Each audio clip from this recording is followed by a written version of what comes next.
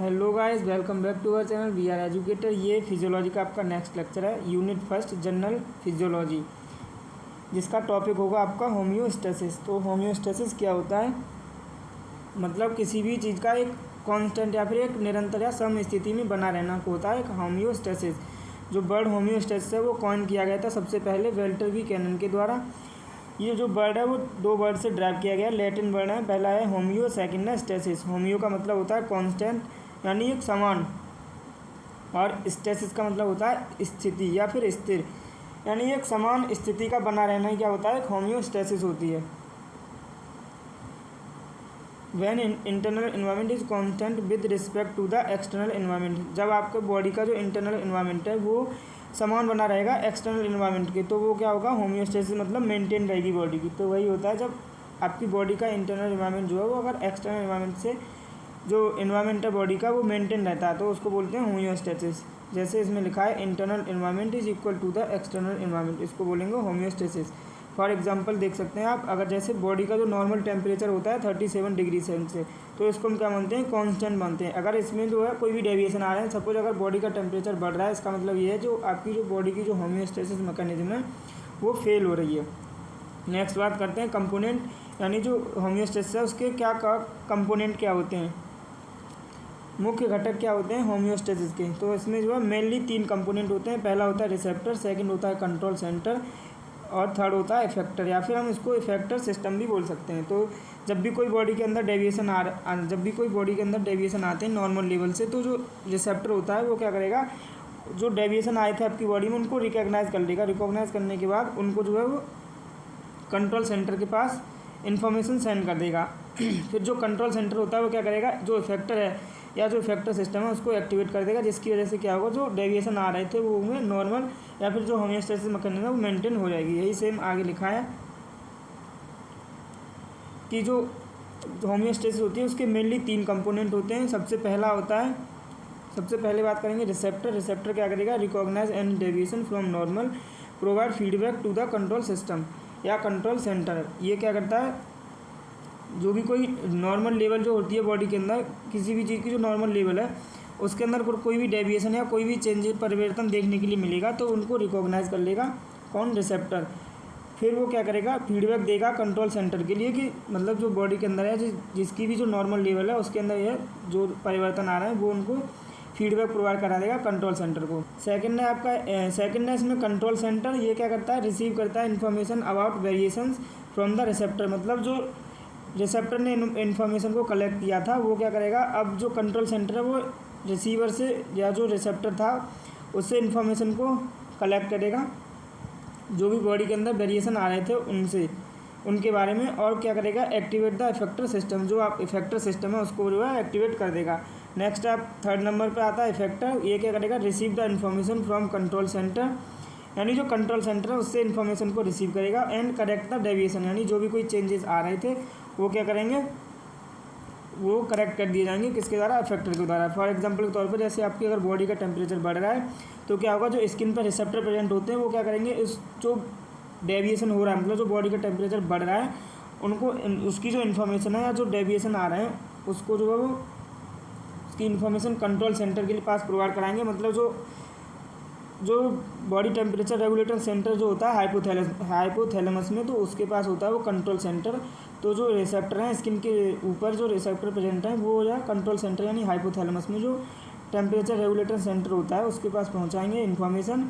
Then वो जो hypothalamus से जो कुछ नर्व निकल के आएंगे वो क्या करेंगे, वो इफेक्टर का काम करेंगी, वो जो बॉडी का जो टेम्परेचर है वो बढ़ रहा है उसको वो मेंटेन करेंगे। तो ये हो गया आपका कंपोनेंट। नेक्स्ट बात करते हैं फीडबैक सिस्टम की। तो फीडबैक सिस्टम क्या होता है, if there any changes takes place in internal environment, मतलब अगर शरीर के आंतरिक वातावरण में कोई भी अगर परिवर्तन देखने के लिए मिलता है तो क्या करेगा, and then feedback system is take place into its constant state और इन होम्योस्टेसिस। मतलब जब भी कोई बॉडी के अंदर या जब भी बॉडी के आंतरिक वातावरण में अगर कोई भी परिवर्तन देखने के लिए मिलेगा तो जो फीडबैक सिस्टम है वो क्या करेगा, उसको कांस्टेंट स्टेट में यानी कि उसको जो स्थिर स्थिति में लाने के लिए या फिर उसकी जो होम्योस्टेसिस है उसको मेंटेन करने का काम करता है फीडबैक सिस्टम। जो फीडबैक सिस्टम होते हैं वो मेनली 2 टाइप्स के होते हैं। सबसे पहला आता है पॉजिटिव फीडबैक सिस्टम, दूसरा होता है नेगेटिव फीडबैक सिस्टम। तो पहले हम बात करते हैं पॉजिटिव फीडबैक सिस्टम क्या होता है। When anything is decrease in our internal environment then it is by to back into normal situation by the increasing it. मतलब जब भी कोई बॉडी के अंदर किसी भी चीज़ की, जैसे पीएच हो गया या फिर आपका कोई हार्मोन हो गया, कोई एंजाइम हो गया या फिर बॉडी टेम्परेचर हो गया, अगर उसकी जो नॉर्मल लेवल है उसमें से अगर उनकी जो नॉर्मल लेवल से अगर वो कम हो रही है उनकी लेवल, तो वो क्या करेंगे पॉजिटिव फीडबैक सिस्टम क्या करेगा, एक्टिवेट होगा और उसको जो है वो इंक्रीज़ करेगा और उसकी जो नॉर्मल लेवल है वहाँ तक ले जाएगा, जिससे क्या होगा जो होम्योस्टेसिस है वो मेंटेन रहेगी।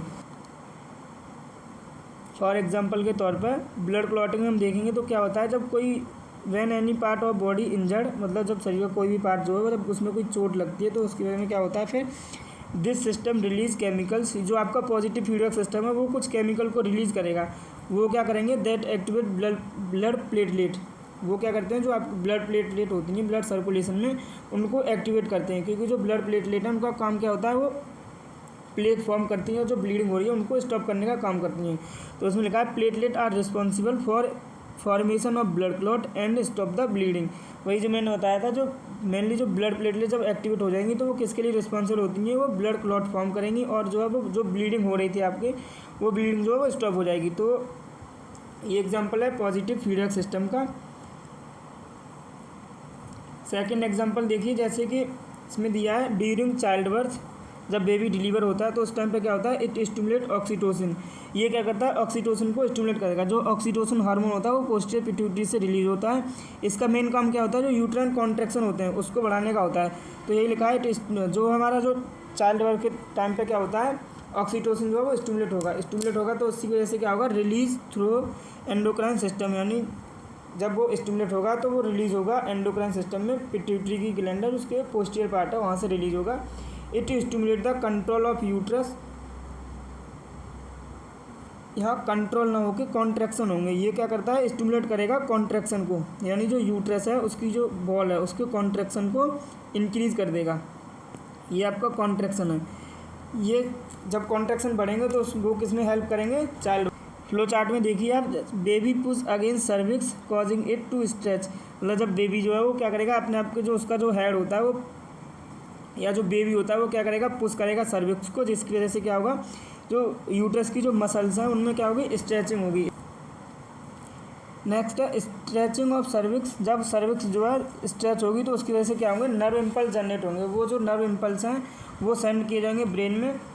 फिर ब्रेन क्या करेगा, ब्रेन करेगा स्टिमुलेट पोस्टीरियर पिट्यूटरी ग्लैंड को। Brain stimulate posterior pituitary to release the oxytocin. मैंने बताया था जो ऑक्सीटोसिन है वो रिलीज होता है पोस्टीरियर पिट्यूटरी से।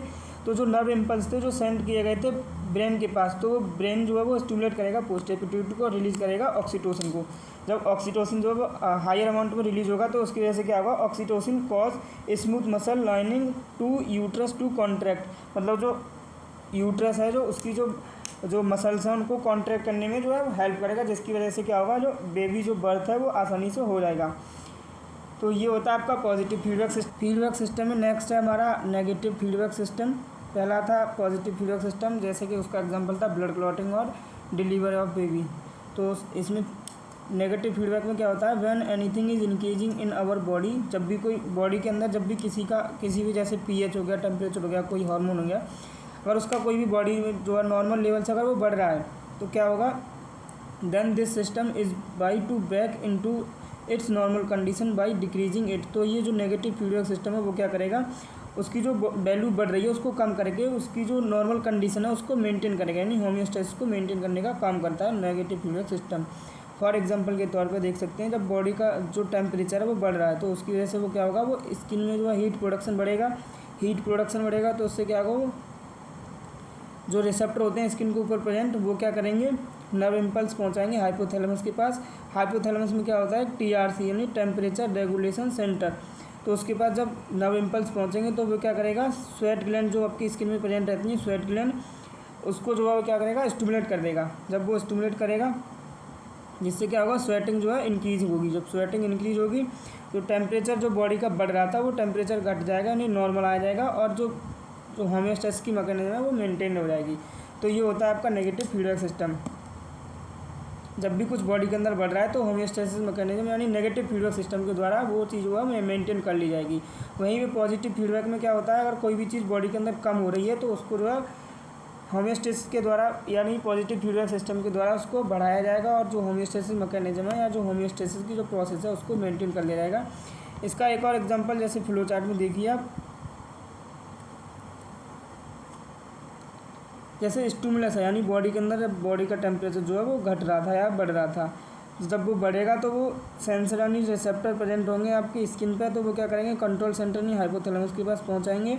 देन वहाँ से इफेक्टर जो नर्व्स हैं वो नर्व इम्पल्स लेके आएंगी स्किन स्वेट ग्लैंड के पास, जिससे क्या होगा स्वेट प्रोडक्शन होगा, जो आपका बॉडी का टेम्परेचर जो है वो नॉर्मल हो जाएगा। तो इसी का एग्जाम्पल दिया जाए, बॉडी टेम्परेचर बढ़ रहा है 37 डिग्री सेंटीग्रेड से ऊपर, तो क्या जो सेंसर यानी जो आपके सेंसर है वो क्या करेंगे, लाइक जैसे कि नर्व हो गया तो वो क्या करेंगे ब्रेन के पास सिग्नल पहुंचाएंगे। जब सिग्नल पहुंचाएंगे तो जो फिर हाइपोथैलेमस है जो ब्रेन में प्रेजेंट है, हाइपोथैलेमस उसके अंदर है टेम्परेचर रेगुलेटर सेंटर, वो क्या करेगा एक नर्व इम्पल्स सेंड करेगा इफेक्टर यानी आपकी जो स्वेट ग्लैंड है उनके पास, जिससे क्या होगा स्वेट प्रोडक्शन होगा और जो बॉडी का टेम्परेचर है वो मेंटेन हो जाएगा, यानी होमियोस्टेसिस की मैकेनिज्म जो है मेंटेन हो जाएगी। ये आपका टॉपिक था, यानी जो आपका टॉपिक था होमियोस्टेसिस का, ये कंप्लीट होता है। इसमें अगर आपको कोई टॉपिक कोई पॉइंट समझ में ना आया तो आप हमारी वीडियो के कमेंट सेक्शन में कमेंट कर सकते हैं, या फिर अगर आपको चाहिए PDF नोट्स तो आप हमारे टेलीग्राम चैनल को ज्वाइन कर सकते हैं।